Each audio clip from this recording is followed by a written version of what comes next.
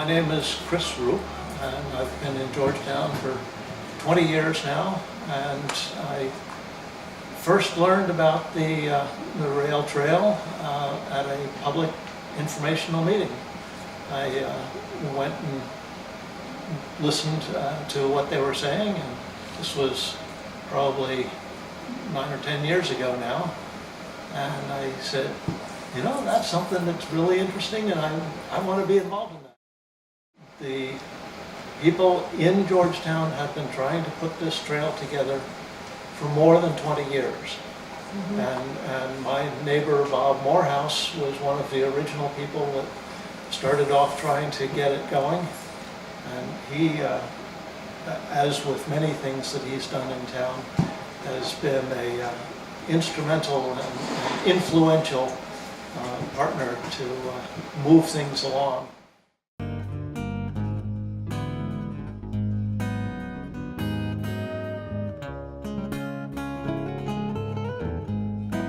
Hello, I'm Bill Hastings. I'm on the RailTrai committee.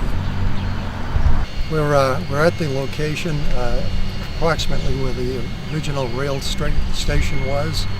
We're at the beginning of Railroad Avenue. The turntable was down the street, and the original rail trail branched off to the south to my right, and to the west going into Groveland from this location as well. The station was built around 1850 when the original line was built to bypass the Eastern Railroad to the east along the coast.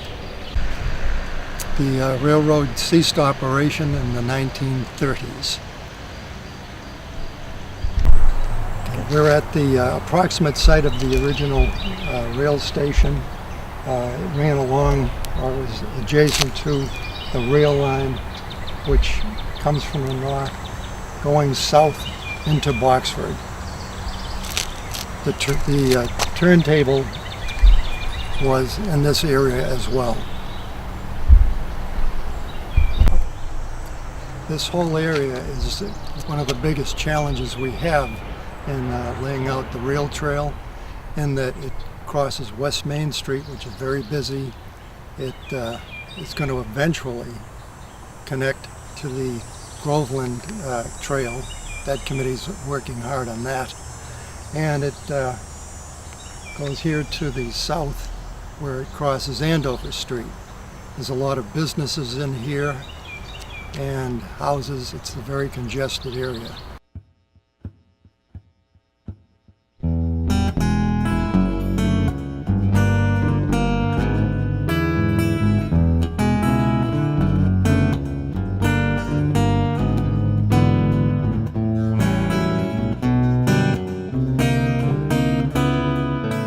In the future, the line may connect, or the trail may connect over here, going to the west toward Groveland. That's where the original rail line went. You can see the telephone, the electric lines up here, and it's all part of that large triangle that connected the Boxford, Groveland, Haverhill, Georgetown line.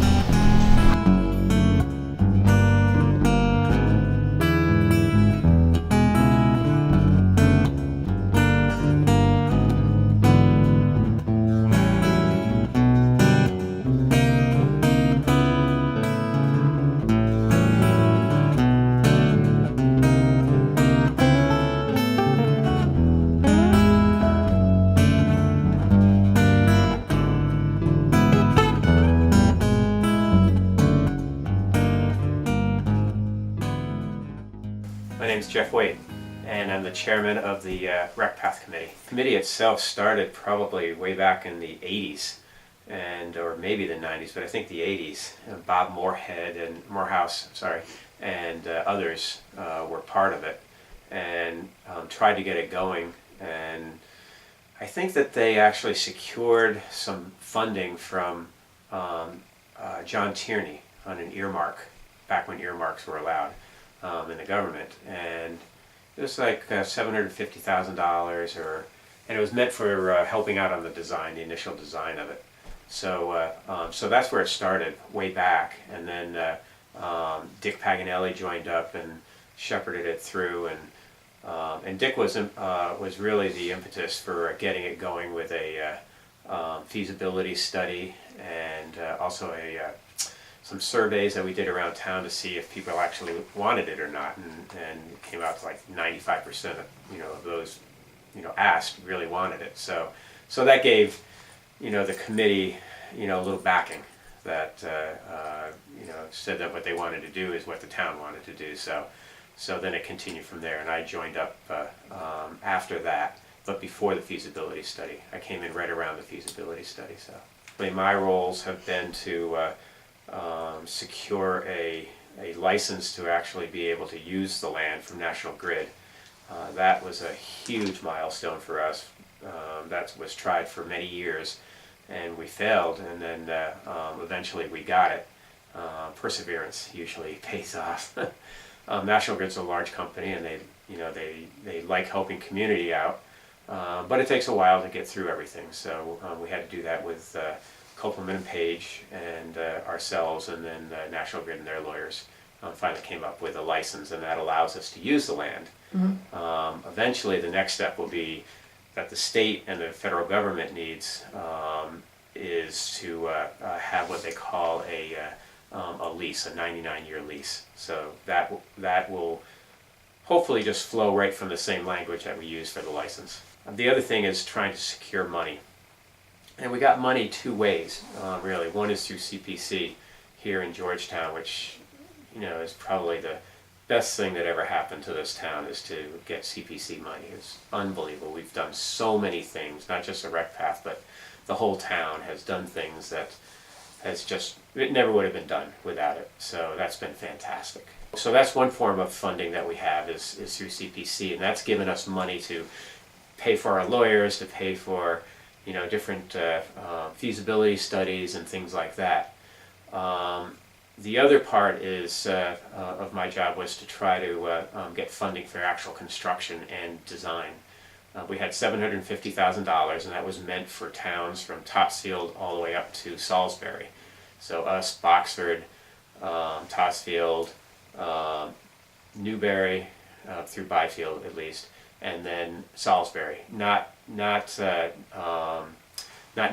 because Newburyport already had their trail in. So that was $750,000 for that, and it wasn't enough to do even one town, let alone all of them. The Merrimack Valley Planning Commission came in, and along with Jerry Clymer from Salisbury, were instrumental in getting the monies for that design, which was always hard for us to touch, out of the metropolitan MPO and brought it up into ours in Merrimack Valley, and Merrimack Valley Planning Commission would really take it on and control the money. So unfortunately that dropped out.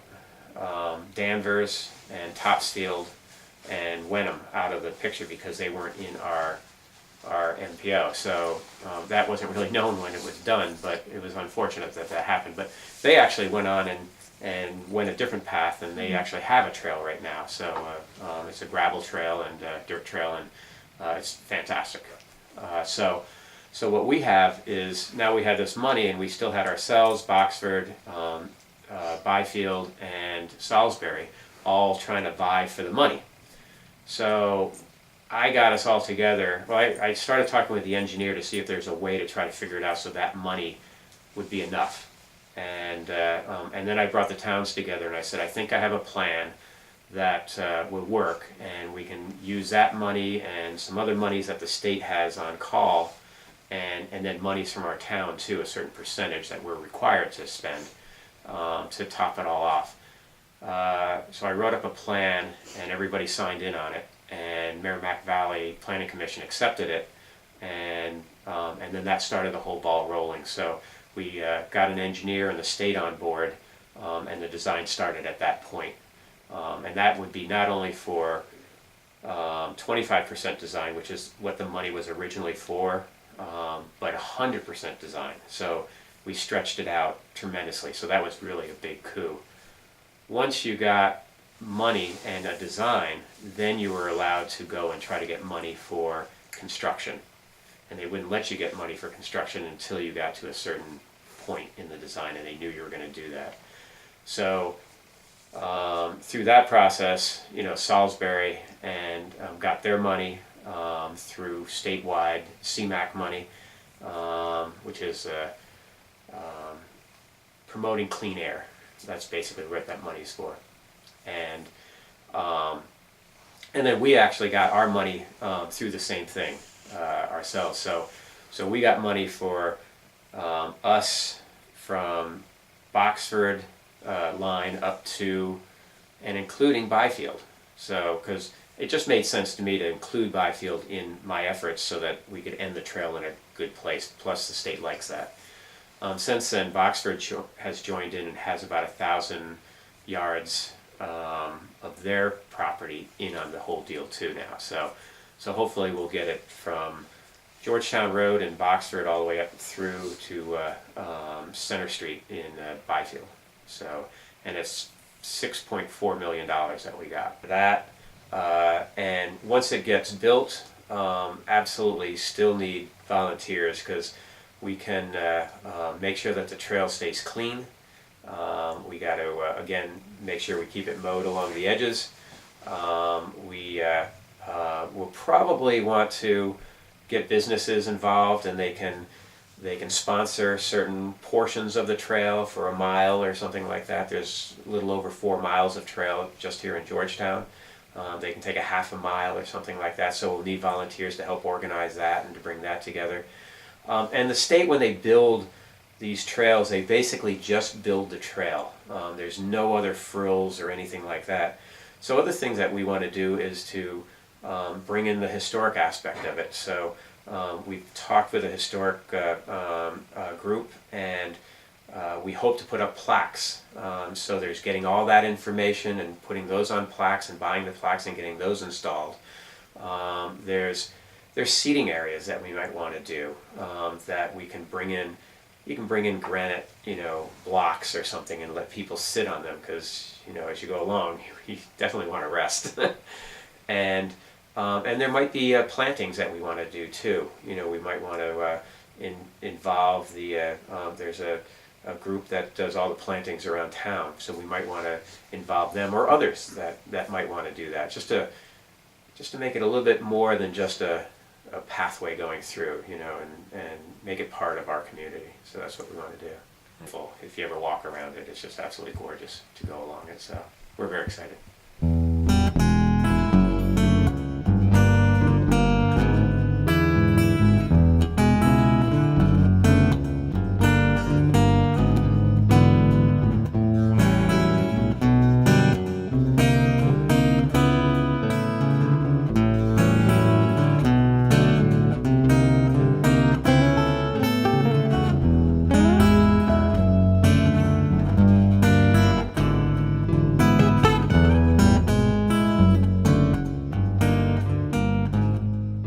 It improves recreational opportunities in town. It gets people out meeting their neighbors. It gives you recreational and a place where you can go get active and get healthier. So there's really no end of benefits that a trail provides to towns. It found that in every instance, a trail has improved the economics of the region. It really is just an amazing resource, and it allows people to get safely from one area to another.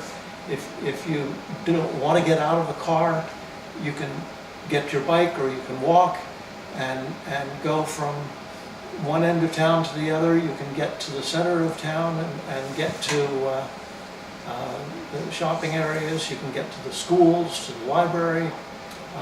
All of that is available to you without getting into a car. Hi, I'm Jeff Wade. I'm the chair of the Georgetown Rec Path, and I wanted to give you an update on the trail. Specifically, I wanted to give you updates on money for design and requirements by the state and the schedule. So as you can see, this is a beautiful day. It's a great day to be out on our trail. Really enjoying it. So come on down anytime. The state had some requirements that changed since the start of our project, and these changes were very specific to some internal things that they have. But what it did is it increased the cost of design significantly, actually. And so those changes, along with timing, schedule, they got to a point where the extra cost, the original cost was $1.25 million for the design, which we and the federal government and the states came up with initially. Now, with all these increases and added requirements, it went up another $1.4 million, so it more than doubled the cost. So the state and all the towns got together, and I think that the state knew that the towns would never be able to come up with that kind of money. I think they also thought that all these changes were really due to internal requirements by them. So it was just a really tough situation, but boy, they came through, and they told us that they would take up the entire $1.4 million to continue the project, the design of the project, which is fantastic. So we're very excited and appreciative for that. So now the project's moving ahead again. It had been sort of stagnant for about 6-8 months, and now it's going full bore. Salisbury's going to be the first one. They have money in the TIP coming up in 2018, which is next year. So their design is moving ahead full bore right now, followed by Georgetown. The south section, Georgetown and Boxford, will go next, and then Georgetown and Newburyport, or I'm sorry, Georgetown and Byfield will go after that. So, and we have monies in 2020 and 21, I believe, for the two branches in Georgetown.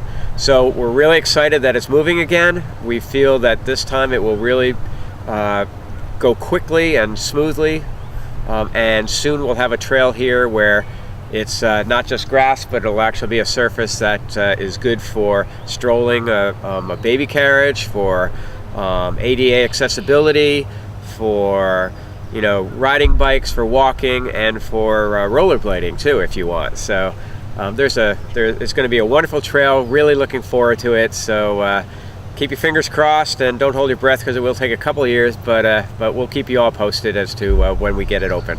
Thanks a lot. Bye bye.